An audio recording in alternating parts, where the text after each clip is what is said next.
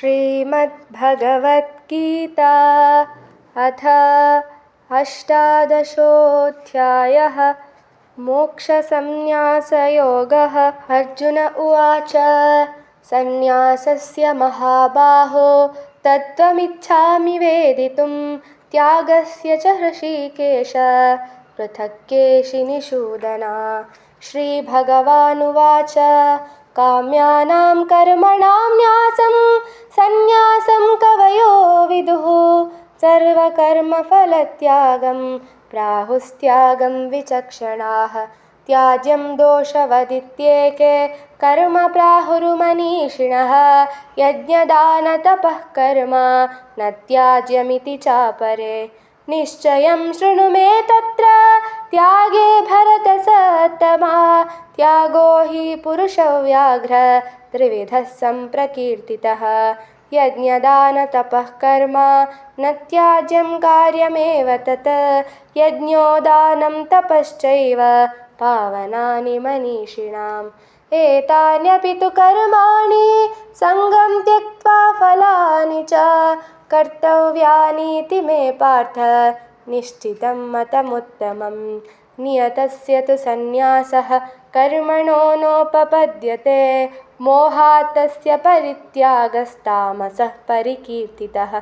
दुःखमित्येव यत्कर्म कायक्लेशभयात् त्यजेत् स कृत्वा राजसं त्यागं नैव त्यागफलं लभेत्। कार्यमित्येव यत्कर्म नियतं क्रियते अर्जुन सङ्गं त्यक्त्वा फलं चैव स त्यागः सात्विको मतः।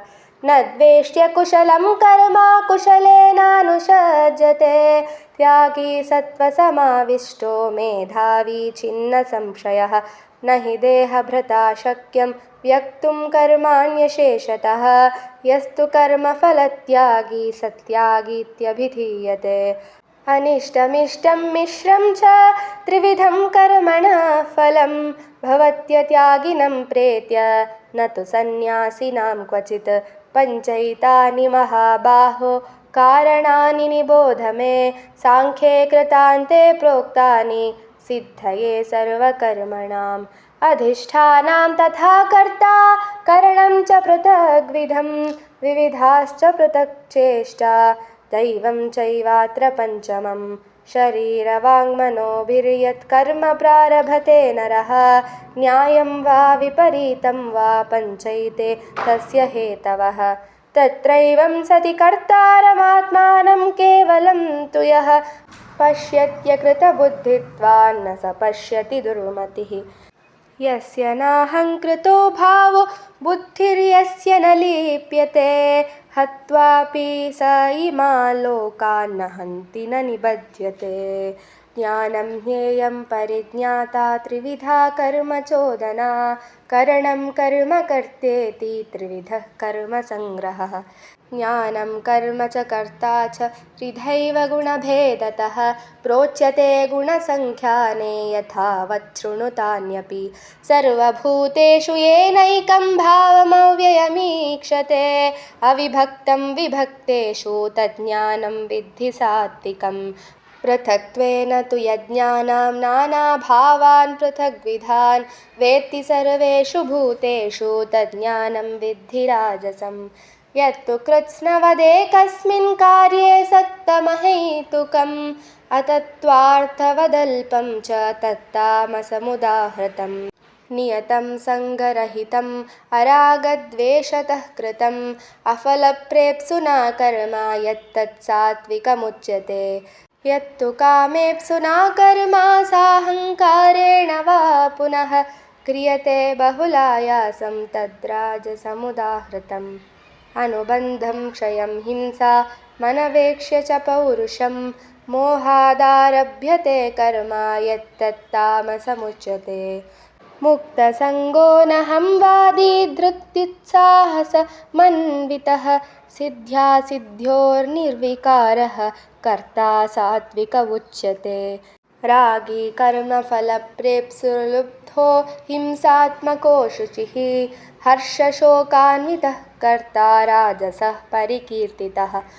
अयुक्तः प्राकृतस्तब्धः शठो नैष्कृतिकोऽलसः विषादी दीर्घसूत्री च कर्ता तामस उच्यते बुद्धेर्भेदं धृतेश्चैव गुणतस्त्रिविधं शृणु प्रोच्यमानमशेषेण पृथक्त्वेन धनञ्जय प्रवृत्तिं च निवृत्तिं च कार्याकार्ये भयाभये बन्धं मोक्षं च या वेत्ति बुद्धिः सा पार्थ सात्विकी यया धर्ममधर्मं च कार्यं चाकार्यमेव च अयथावत् प्रजानाति बुद्धिः सा पार्थ राजसी अधर्मं धर्ममिति या मन्यते तमसावृता सर्वार्थान् विपरीतांश्च बुद्धिः सा पार्थ तामसी धृत्या यया धारयते मनः प्राणेन्द्रियक्रियाः योगेनाव्यभिचारिण्या धृतिः सा पार्थ सात्विकी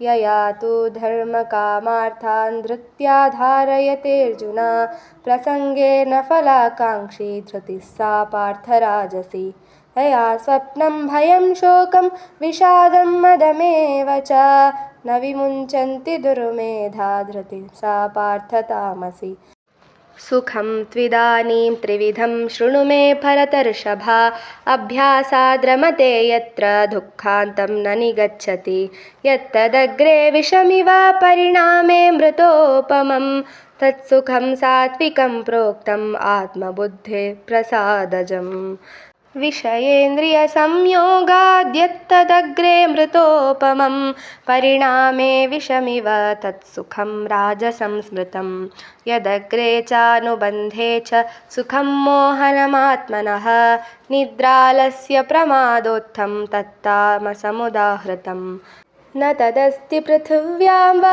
दिवि देवेषु वा पुनः सत्त्वं प्रकृतिजैर्मुक्तं यदेभिः स्यात् त्रिभिर्गुणैः ब्राह्मणक्षत्रियविशां शूद्राणां च परन्तप कर्माणि प्रविभक्तानि स्वभावप्रभवैर्गुणैः शमोदमस्तपः शौचं क्षान्तिरार्जवमेव च ज्ञानं विज्ञानमास्तिक्यं ब्रह्मकर्म स्वभावजं शौर्यं तेजो धृतिर्दाक्ष्यं युद्धे चाप्यपलायनं दानमीश्वरभावश्च क्षात्रं कर्म स्वभावजं कृषिगौरक्ष्यवाणिज्यं वैश्यकर्म स्वभावजं परिचर्यात्मकं कर्म शूद्रस्यापि स्वभावजं स्वे स्वे कर्मण्यभिरतः संसिद्धिं लभते नरः स्वकर्मनिरतः सिद्धिं यथा विन्दति तच्छृणु यतः प्रवृत्तिर्भूतानां येन सर्वमिदं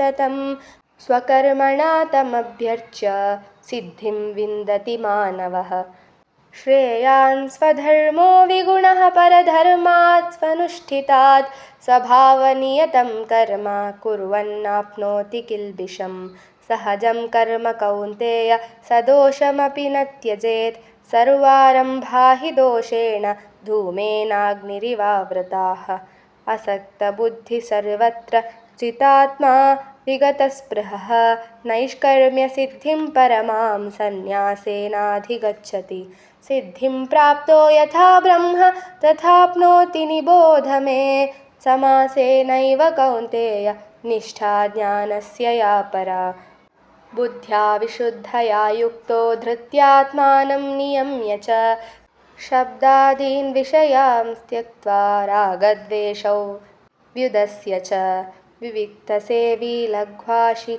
यतवाक्कायमानसः ध्यानयोगपरो नित्यं वैराग्यं समुपाश्रितः अहङ्कारं बलं दर्पं कामं क्रोधं परिग्रहं विमुच्य निर्ममः शान्तो ब्रह्मभूयाय कल्पते ब्रह्मभूतप्रसन्नात्मा न शोचति न काङ्क्षति समः सर्वेषु भूतेषु मद्भक्तिं लभते परां भक्त्या मामभिजानाति यावन्यश्चास्मि तत्त्वतः ततो मां तत्त्वतो ज्ञात्वा विशते तदनन्तरं सर्वकर्माण्यपि सदा कुर्वाणो मद्व्यपाश्रयः मत्प्रसादादवाप्नोति शाश्वतं पदमव्ययं चेतसा सर्वकर्माणि मयि सन्न्यस्य मत्परः बुद्धियोगमुपाश्रित्य मच्चित्तः सततं भव मच्चित्तः सर्वदुर्गाणि